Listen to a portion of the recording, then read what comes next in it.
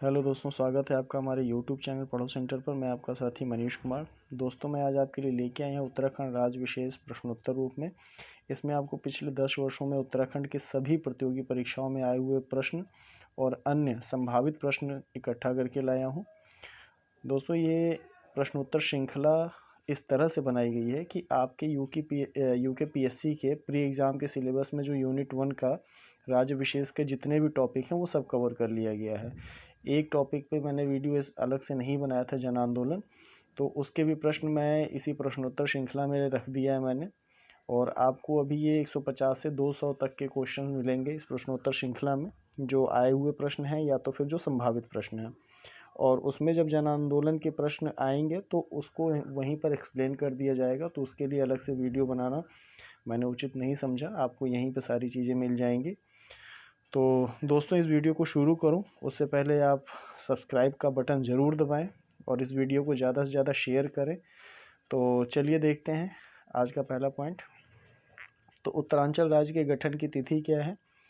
तो 9/11/2000। ये UK PSC 2002 में आया हुआ प्रश्न है। दूसरा पॉइंट है कि कुमाऊं में गोरखा शासन कब स्थापित हुआ? तो 1790 में। ये 2004 में आया हुआ प्रश्न है। और आपने अगर मेरा वीडियो देखा होगा इतिहास, उत्तराखंड के इतिहास का, प्राचीन, मध्यकालीन और आधुनिक इतिहास, तो आप देखेंगे कि कितने प्रश्न जो है उन वीडियो से आए हुए जो आ भी चुके हैं और उम्मीद है कि आगे भी आएंगे। तो अगर अभी तक आपने उन वीडियोस को नहीं देखा है, या मैं उन दोस्तों को भी बता दूं जो पहली बार मेरा वीडियो देख रहे हैं, तो डिस्क्रिप्शन में आज पूरी उत्तराखंड की अब तक की जितनी भी वीडियो सबके लिंक दिए जाएंगे। आप उन वीडियोज़ को ज़रूर से ज़रूर देखें, आपको परीक्षा में बिल्कुल फ़ायदा होगा उससे। तो दूसरा पॉइंट हम देख रहे थे कि कुमाऊं में गोरखा शासन कब स्थापित हुआ है? तो 1790 में। 2004 में आया हुआ प्रश्न है। तीसरा है कि विशेष रूप से किस देवता से कटरामल का मंदिर संबंधित है? तो सूर्य भगवान से संबंधित है। ये भी 4 का प्रश्न है। चौथा पॉइंट है कि चमोली जिले के रेनी गांव की श्रीमती गौरा देवी का संबंध रहा है तो किस आंदोलन से? चिपको आंदोलन से। चिपको आंदोलन किससे का क्या था मूल उद्देश्य? वृक्षों को कटने से रोकना। ये भी 2004 का आया हुआ प्रश्न है। अगला देखेंगे कि मुग़ल शहज़ादा जिसने श्रीनगर गढ़वाल में शरण लिया था तो वो कौन थे? तो दारा शिकोह के पुत्र सुलेमान शिकोह। ये भी 2004 में आया हुआ प्रश्न है कि जब औरंगज़ेब ने दिल्ली पर कब्ज़ा कर लिया और जो है दारा शिकोह पराजित हुए तो उनके बेटे भागकर चले आए थे गढ़वाल में, श्रीनगर गढ़वाल में। सुलेमान शिकोह नाम था उनका। छठवां प्रश्न है कि गांधी जी ने श्रीमद् भागवत गीता पर अपनी प्रसिद्ध भूमिका अनासक्ति योग कहाँ लिखी थी? तो गांधी जी ने कौसानी में प्रवास किया था, वो कौसानी में रुके थे और गांधी जी ने ही कौसानी को भारत का स्विट्ज़रलैंड कहा था। तो कौसानी में प्रवास के दौरान ही उन्होंने अनासक्ति योग लिखी, श्रीमद् भागवत गीता के भूमिका। ये 2004 का आया हुआ प्रश्न है। और 7वां देखेंगे कि कुमाऊं का प्रथम कमिश्नर कौन था? तो ई गार्डनर। ये भी 4 का ही प्रश्न है। 8वां है कि टिहरी गढ़वाल में डांडक आंदोलन किससे संबंधित था? तो ये वन आंदोलन से संबंधित था। 9वां पॉइंट देखेंगे कि चांदपुर गढ़ का राज्य स्थित था, या यूं कह सकते हैं चांदपुर गढ़ राज्य स्थित था कहाँ? तो चमोली में। 10वां पॉइंट है कि उत्तरांचल में प्रसिद्ध ऐतिहासिक स्थल गोविशाण की पहचान की गई है। तो वर्तमान में काशीपुर जो है वही जो है प्राचीन ऐतिहासिक स्थल गोविशाण ही, काशीपुर ही रहा। काशीपुर, गोविशाण दोनों एक ही हैं। 11वां है कि उत्तरांचल में प्रसिद्ध शहर गुफा चित्र। दोस्तों, ये माफ़ी चाहूँगा, ये टाइपिंग मिस्टेक है। ये शहर गुफा चित्र ना होकर के ये शैल गुफा चित्र है। तो अगर आप नोट बुक में लिखना चाहें तो लिख लें कि ये शहर गुफा चित्र नहीं, ये शैल गुफा चित्र है। तो प्रश्न यूँ बनेगा कि उत्तरांचल में प्रसिद्ध शैल गुफा चित्र स्थल लखुडियार किस जिले में स्थित है? तो अल्मोड़ा में स्थित है। 12वां देखेंगे कि उत्तरांचल में प्राचीन ऐतिहासिक स्थान जो कत्यूरी राजाओं का मुख्य स्थान भी रहा, तो कौन सा स्थान था? बागेश्वर। बागेश्वर जो कत्यूरी राजाओं की ऐतिहासिकता से भरी, ऐतिहासिक कहानियों से भरा हुआ है बागेश्वर। तो 13वां देख लेते हैं कि कुमाऊं में गोरखा शासन कब स्थापित हुआ? 1790 में। ऊपर अभी ये प्रश्न आ चुका है।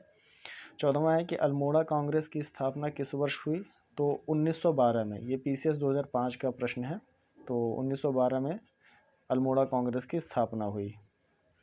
और 15वां है कि चंद्रवंश का अंतिम राजा कौन था? तो चंद्रवंश का अंतिम राजा महेंद्र चंद्र। ये पीसीएस प्री परीक्षा 2005 में आया हुआ प्रश्न है। 17वां लिखेंगे, ये जन आंदोलन से संबंधित है कि बेगार आंदोलन कब और कहाँ से प्रारंभ हुआ। तो बेगार आंदोलन जो है दोस्तों वो 13 या 14 जनवरी 1921 बागेश्वर से प्रारंभ हुआ था। ये पीसीएस मुख्य परीक्षा का आया हुआ प्रश्न है। अब यहाँ देख लेते हैं, चूँकि मैंने आपसे कहा कि जन आंदोलन से संबंधित जो भी आएगा तो उसमें थोड़ी सी आपको कहानी बता दी जाएगी। तो आप देख रहे होंगे समय 1921 का है, तो ये असहयोग आंदोलन का दौर है और असहयोग आंदोलन के तौर पे बहुत सी चीज़ों का बहिष्कार किया गया था। तो जो बेगार आंदोलन है, मुख्यतः इसका नाम कुली बेगार आंदोलन है। होता ये था कि ब्रिटिश गवर्नमेंट जब अपना शासन उसने उत्तराखंड में स्थापित किया तो उत्तराखंड पहाड़ी क्षेत्र होने की वजह से पहाड़ी क्षेत्रों में सामान ढोने के लिए उनको कुली की आवश्यकता पड़ती थी, क्योंकि कोई परिवहन व्यवस्था तो थी नहीं कि वो ऊंचाई पर पहाड़ों तक जा सके। तो उनका सामान ढोने के लिए वो एक गांव से दूसरे गांव तक जाने के लिए वो रास्ते में जितने भी गांव पड़ते थे तो वहाँ के लोगों से वो बेगार लेते थे। बेगार यानी कि आप मेरा काम करें, आपको उसके बदले में कोई मूल्य नहीं चुकाया जाएगा, हम यहाँ के शासक हैं तो आप हमारा सामान ढोइए और लेके चलिए। तो ये एक प्रथा सी बन गई थी और इसी प्रथा को सबसे पहले अगर देखा जाए कि इस प्रथा के खिलाफ आवाज़ कहाँ पे उठी, तो सबसे पहले इस प्रथा के खिलाफ आवाज़ उठी थी, अगर आप लिखना चाहें तो लिख लें, कि ख्याड़ी गांव अल्मोड़ा से ये विद्रोह शुरू हुआ कि हम बेगार नहीं करेंगे, हमें अपने काम का मूल्य चाहिए, नहीं तो हम आपका बेगार नहीं करेंगे, आपके सामान को इस जगह से दूसरी जगह हम नहीं पहुंचाएंगे। तो अंग्रेज़ों के द्वारा करवाई जा रही बेगारी के खिलाफ ही आंदोलन था और बड़े स्तर पे असहयोग आंदोलन का शह मिल जाने की वजह से 13 से 14 जनवरी 1921 को बागेश्वर में सरयू नदी के किनारे इस आंदोलन इसमें रजिस्टर जो है, जो बेगारों के रजिस्टर थे जिसमें कुलियों के नाम लिखे हुए थे कि फला गांव का फला कुली, वहाँ जाएंगे तो ये कुली मिलेगा, इससे काम लेंगे, तो उस सारे रजिस्टर को आंदोलनकारियों ने सरयू नदी में फेंक दिया था। तो ये थी बेगार आंदोलन, कुली बेगार आंदोलन। कहीं अगर आपको लिखा मिल जाए कुली बेगार आंदोलन तो वो भी सही है, और बेगार आंदोलन ये दोनों एक ही हैं। तो ये छोटी सी कहानी बेगार आंदोलन से संबंधित थी, इसको आप याद रखिएगा। और इसमें महत्वपूर्ण यही है, सरयू नदी जो कि यहाँ पे उल्लेख नहीं किया गया है, तो बागेश्वर में सरयू नदी के किनारे बेगारों के रजिस्टर को नदी में फाड़ के फेंक दिया गया था। और अगर प्रश्न यही बन जाए कि सर्वप्रथम बेगार आंदोलन के खिलाफ आवाज़ कहाँ उठी थी, तो ख्यावड़ी गांव अल्मोड़ा में। ठीक है, अब अगला देखते हैं कि उत्तरांचल का बारदोली किस स्थान को कहा गया है। तो उत्तरांचल का बारदोली जो है वो उत्तरांचल का बारदोली बोलें या फिर जो है कुमाऊं का बारदोली बोलें, वो सल्ट स्थान को कहा गया है। तो सल्ट स्थान पर बारदोली इसलिए कहा गया क्योंकि इसकी मैंने हालांकि आधुनिक भारत के आधुनिक उत्तराखंड का इतिहास पढ़ाते टाइम मैंने ये कहानी बताई थी, फिर भी आप फिर से सुन लें कि 5 सितंबर 1942 को कि खुमाड़ एक जगह है जहाँ पर जो है सल्ट कांग्रेस का मुख्यालय था, और वहाँ पर जो है ब्रिटिश सेना ने गोली चलाई थी। कब चलाई थी? भारत छोड़ो आंदोलन के दौरान ही। तो ब्रिटिश सेना ने गोली चलाई और उसमें जो है कई लोग घायल हुए और शहीद हुए। तो इसको जो है गांधी जी ने कुमाऊं के बारदोली की संज्ञा दी थी। तो कुमाऊं का बारदोली या उत्तरांचल का बारदोली सल्ट क्षेत्र को ही कहा जाता है, और स्वाधीनता संग्राम में भूमिका के लिए सल्ट क्षेत्र को उत्तरांचल का बारदोली या कुमाऊं का बारदोली कहा जाता है। और एक चीज़ और ध्यान रखिएगा कि खुमाड़ क्षेत्र में प्रत्येक 5 सितंबर को शहीद स्मृति दिवस भी मनाया जाता है, उसी हत्याकांड के और शहीदों के याद में, जो ब्रिटिश गवर्नमेंट के सैनिकों ने गोली चलाई थी और जिसमें का हमारे काफ़ी आंदोलनकारी शहीद हुए थे। ठीक है, तो उत्तरांचल का बारदोली सल्ट क्षेत्र को कहा जाता है। अगला देखते हैं कि अल्मोड़ा में होम रूल लीग की स्थापना कब हुई थी, तो 1914 में हुई थी। 20वां पॉइंट है कि कुमाऊं परिषद की स्थापना कब हुई, तो 1916 में हुई थी। ठीक है, तो इसका ध्यान रखेंगे। और कुमाऊं परिषद के गठन में अगर पूछ ले, प्रश्न आ भी जाए, हालांकि मैंने अपने पिछले वीडियो में बताया है, तो इनके कुमाऊँ परिषद के गठन में, चूँकि कुमाऊँ परिषद का बाद में काफ़ी बड़ा रोल रहा स्वतंत्रता संग्राम में, और 1926 में कुमाऊँ परिषद का कांग्रेस में विलय हो जाता है।